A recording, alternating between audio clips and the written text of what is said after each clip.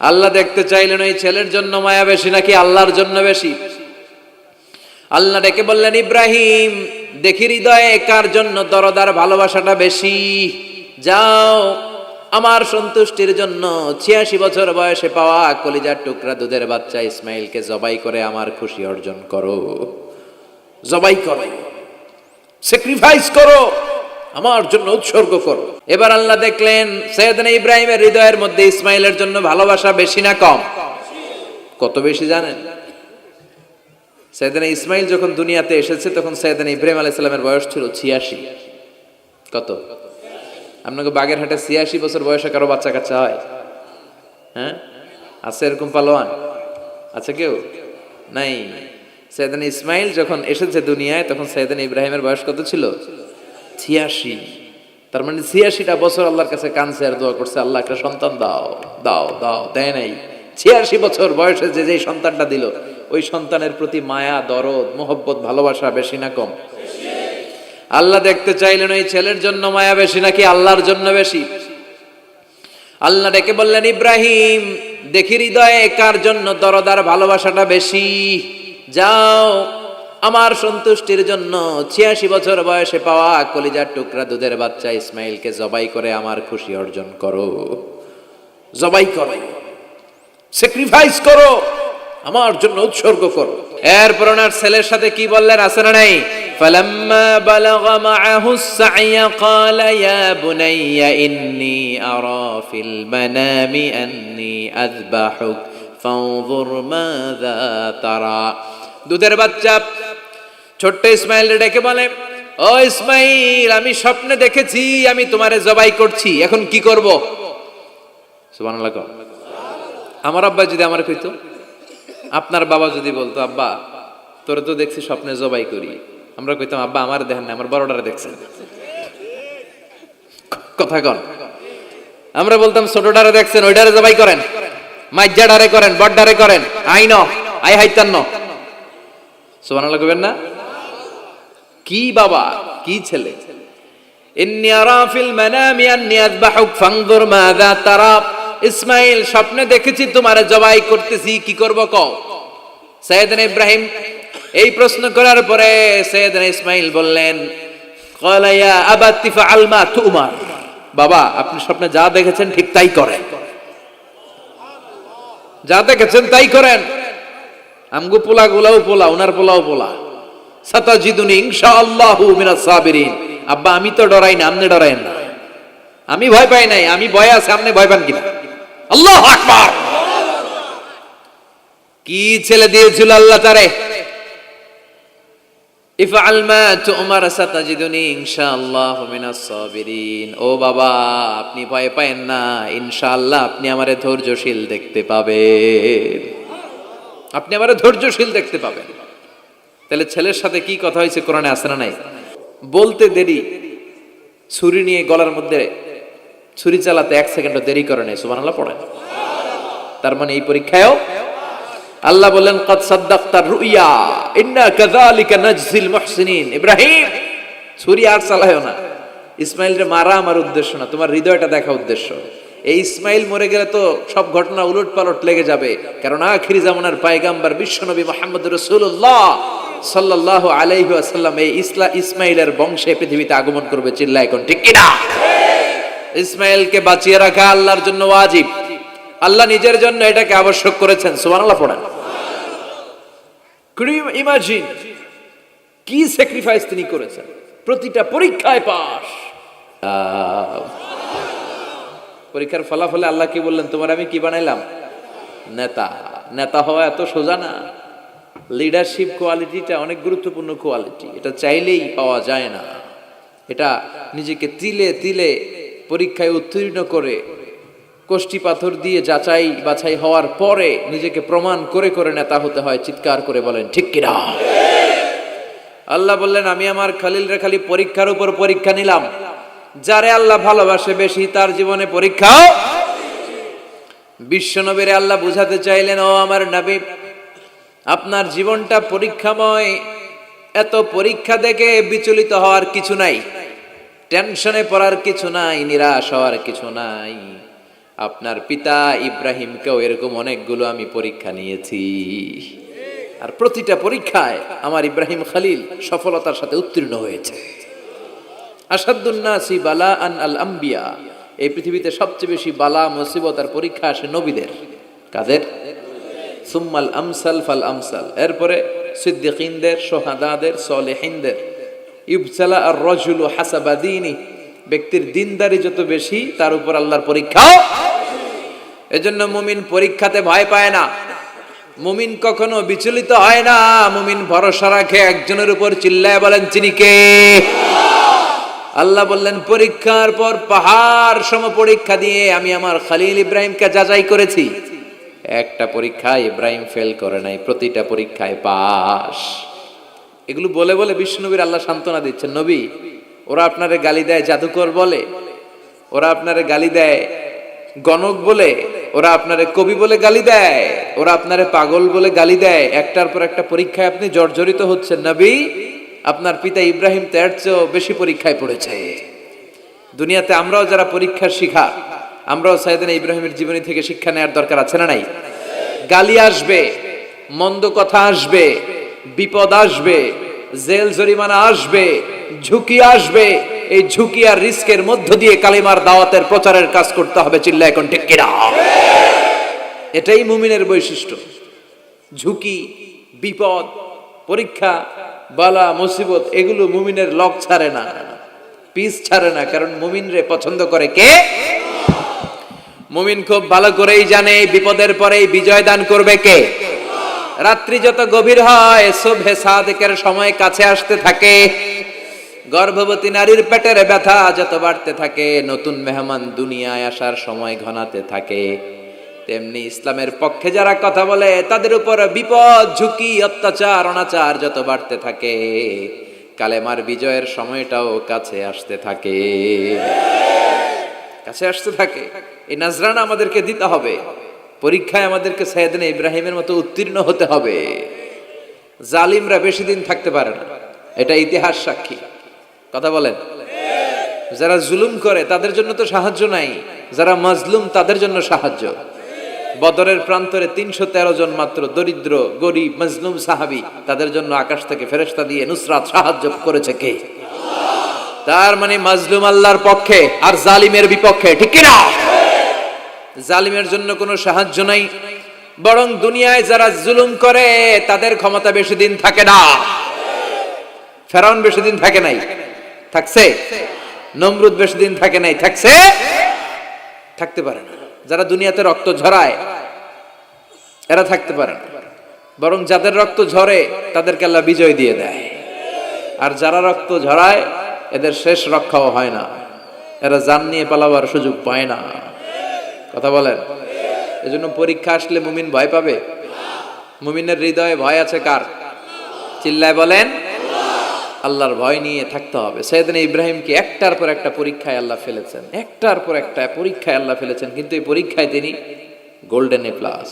সুবহানাল্লাহ পড়েন।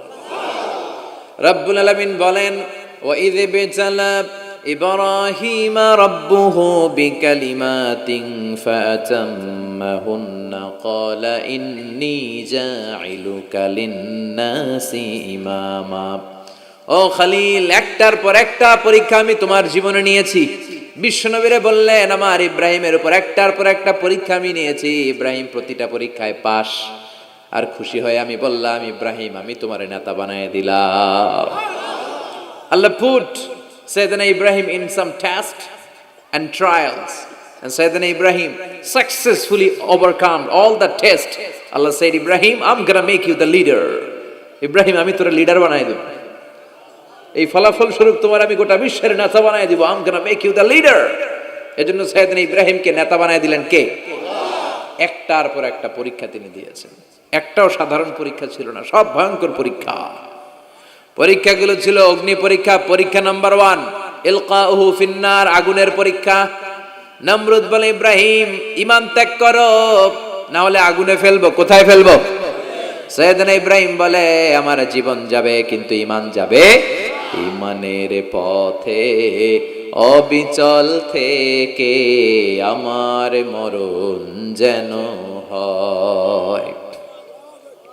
তোমারই কাছে মিনতি আমার, তোমারই কাছে মিনতি আমার, মহামহিম দয়াময়, ইমানের পথে অবিচল থেকে আমার মরণ যেন হয়। পড়ে না আমিন। নমরুদ বলে ইব্রাহিম ঈমান ছাড়ো, তা না হলে আগুনে ফেলবো। ইব্রাহিম বলে জীবন যাবে কিন্তু ঈমান যাবে। তার মানে পরীক্ষায় পাস, আগুনে ফেলে দেয়া হলো, ঈমান হারা করতে পারে নাই নমরুদ। তার মানে আগুনের পরীক্ষায় নাকি ফেল না পাস? পরীক্ষা নাম্বার 1। পরীক্ষা নাম্বার 2, আল্লাহ বললেন ইব্রাহিম কলিজার টুকরা সন্তান ইসমাইলকে আর প্রিয়তমা স্ত্রী হাজারকে মক্কার ধুধু প্রান্তরে রেখে আসো, যেখানে কোনো মানুষ নাই, কোনো পাখি নাই, কোনো প্রাণী নাই, কোনো খাওয়ার পানিও নাই, কেউ নাই, জনমানব শূন্য এলাকার মধ্যে ফ্যামিলির সবাইকে রেখে আসো, ইসমাইলরেও রেখে আসো, হাজারকেও রেখে আসো। কোনো টু শব্দ করলেন না। সাইয়েদনা ইব্রাহিম কিছু জিজ্ঞেসও করলেন না, বলার সাথে সাথে ওনার স্ত্রী আর কলিজার টুকরা বাচ্চাটারে মক্কার ধুধু প্রান্তরে রেখে দিয়ে আসলেন। এই পরীক্ষায়ও কথা বলেন, এই পরীক্ষায়ও আমাদেরকে যদি আল্লাহ বলে যাও তোমার সন্তান তোমার স্ত্রীকে রেখে আসো সাহারা মরুভূমিতে, পারবেন? হ্যাঁ, কি পরীক্ষা দিয়ে আল্লাহর প্রিয় হয়েছে। তার মানে আগুনের পরীক্ষায় পাস, ফ্যামিলি বিসর্জন দেওয়ার পরীক্ষায় পাস। আবার আল্লাহ বললেন ওয়াজআলনা ফি যুররিয়াতিহিন নুবুওয়াতা ওয়াল কিতাব, আমি খুশি হয়ে এই ইব্রাহিমের বংশের মধ্যে নবুয়ত দিয়েছি, আবার কিতাবও দিয়েছি। সুবহানাল্লাহ বলেন। তিনি নবুয়ত দিয়েছেন। পৃথিবীতে যত নবী আসছে সব সাইয়েদনা ইব্রাহিমের নাতিপুতি। সব কি বিশ্বাস হয় না? এই পৃথিবীতে যত পয়গম্বর এসেছেন তার 99.99% নবীরাই ওনার ছেলে আর নাতিপুতি। চিল্লায় পড়েন আল্লাহু আকবার। এজন্য ওনারে বলা হয় আবুল আম্বিয়া, father of the all prophets, সব নবীদের বাবা। ওনার বয়স যখন 86 তখন আল্লাহ সাইয়েদনা ইসমাইলকে দিলেন।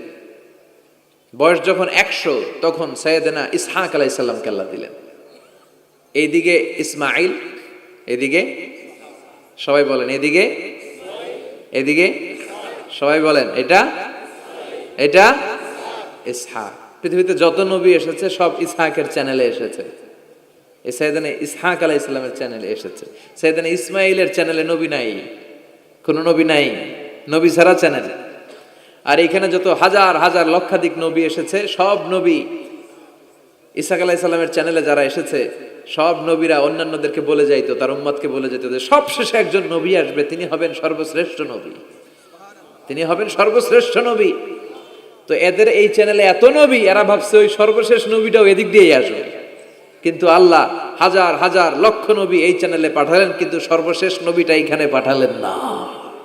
সর্বশেষ চ্যানেলের নবীটা আল্লাহ এই চ্যানেলে পাঠাই দিলেন। সর্বশেষ নবীটা সাইয়েদনা ইসমাইলের চ্যানেলে এসেছে। এজন্য ওরা হচ্ছে বানি ইসরাইল আর আমরা হচ্ছি বানি ইসমাইল। সুবহানাল্লাহ পড়বেন না?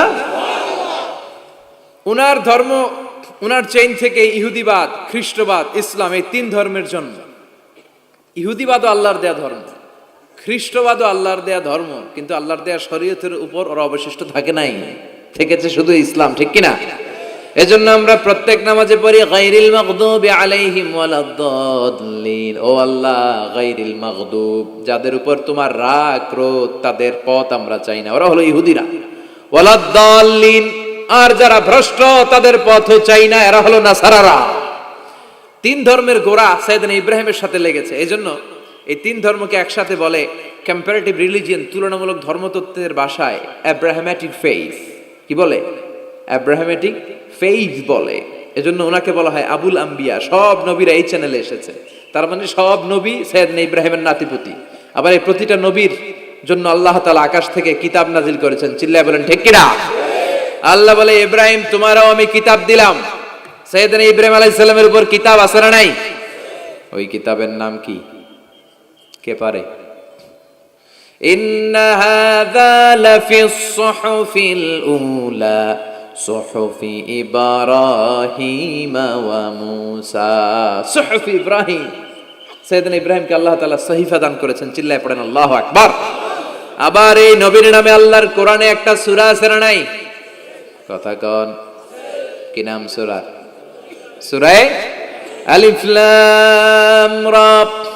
কিতাবুন আনজালনাহু ইলাইকা লিতুখরিজান নাসা মিনাল যুলুমাতি ইলান নূর। সুবহানাল্লাহ পড়েন। আলিফ লাম রা।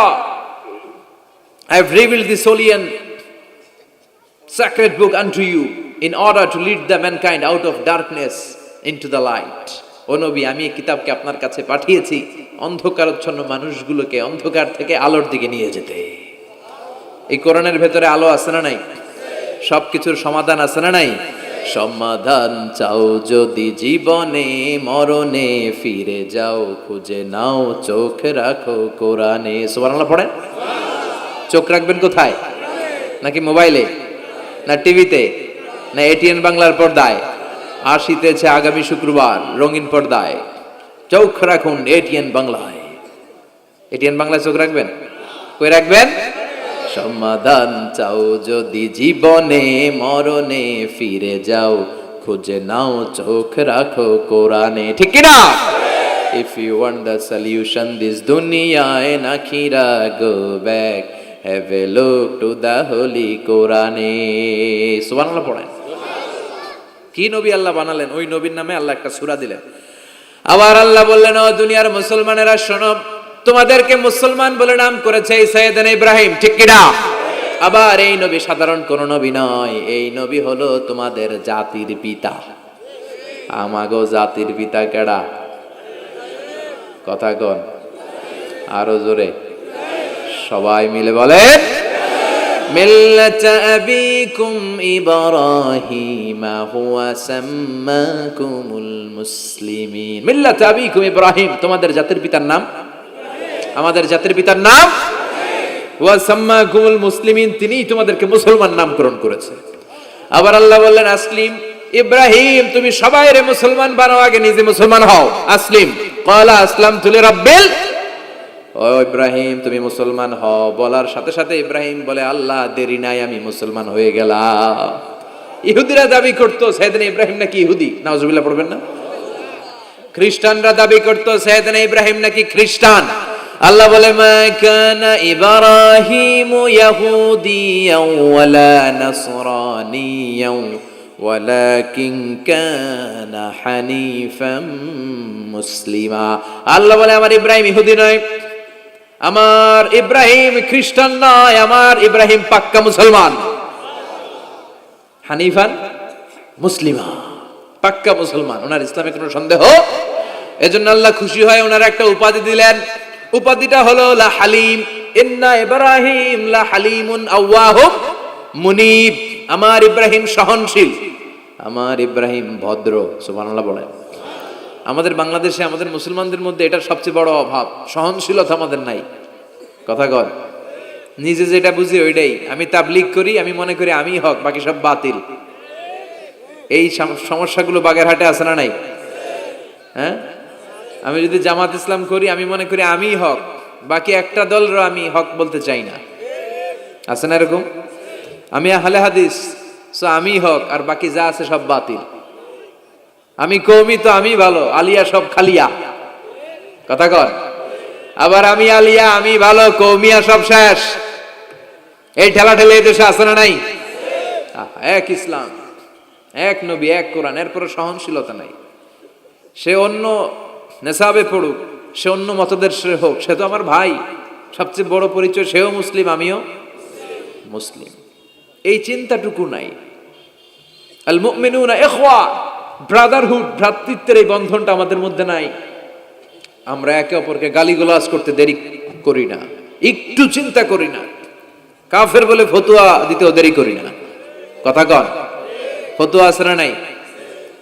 কয় তুই কাফের 10 কারণে, তুই কাফের 20 কারণে, তোর দাদা কাফের, তোর নানা কাফের, তোর পীর সাহেব হুজুর কাফের। আছে না নাই? তোর এই কাফের পীর সাহেব মারা গেলে, এই পীর সাহেবের যে কবরে শোয়ানো হবে, ওই কবরের উপরে যে ঘাস উঠবে, ওই ঘাস যে গরু খাবে, ওই গরুর যে দুধ খাবে, ওইটাও কাফের। আছে না নাই? খালি ফতুয়াবাজি। আল্লাহ বললেন আমার ইব্রাহিম ফতুয়াবাজি করে নাই। ইন্না ইব্রাহিম লা হালিমুন আওয়াহুম মুনিব, আমার ইব্রাহিম ছিল সহনশীল ভদ্র একজন নবী। চিৎকার করে বলতে হবে ঠিক কিনা। আবার আল্লাহ বললেন আমার ইব্রাহিমকে আমি খালিল উপাধি দিয়েছি। ইত্তাখাযাল্লাহু ইব্রাহিমা খালিলা, আল্লাহ বললেন গোটা বিশ্বের মধ্য থেকে কাউরে আমি খলিল বলে গ্রহণ করি নাই, একমাত্র ইব্রাহিমকে ছাড়া। ইব্রাহিম আলাইহিস সালামকে ছাড়া কাউরে আল্লাহ খলিল বানাইছে? খলিল মানে বন্ধু। খলিল মানে, সবাই বলেন খলিল মানে। সাইয়েদনা ইব্রাহিমকে বানাইছেন খলিল, আর বিশ্বনবীকে বানাইছেন হাবিব। বিশ্বনবীর কি বানাইছে? আর সাইয়েদনা ইব্রাহিম খলিল। বাপ বেটা, একজন খলিল একজন হাবিব। বাপ কা বেটা সিপাহী কা ঘোড়া, কুছ না হতো থোড়া থোড়া, ঠিক কিনা? বাপ ভালো তার বেটা ভালো তাই, মা ভালো তার ঝি, গাই ভালো তার দুধ ভালো রে, দুধ ভালো তার ঘি। বাবা যদি ভালো হয় ছেলে ভালো, মা যদি ভালো হয় মেয়ে ভালো, গাই যদি ভালো হয় দুধ ভালো, দুধ ভালো তো ঘি ভালো। কথা বলেন। যেমন বাপ তেমন বেটা। বাবা হলেন খলিল, ছেলে হলো হাবিব। খলিল মানেও বন্ধু, হাবিব মানেও বন্ধু। খলিল মানে এমন বন্ধু যেই বন্ধু আল্লাহরে খুশি করার জন্য কাজ করে। কথা বুঝতে হবে। খলিল মানে এমন বন্ধু যেই বন্ধু আল্লাহরে খুশি করার জন্য কাজ করে। আর হাবিব মানে এমন বন্ধু যেই বন্ধুরে খুশি করার জন্য আল্লাহ নিজেই কাজ করে। কার দাম বেশি?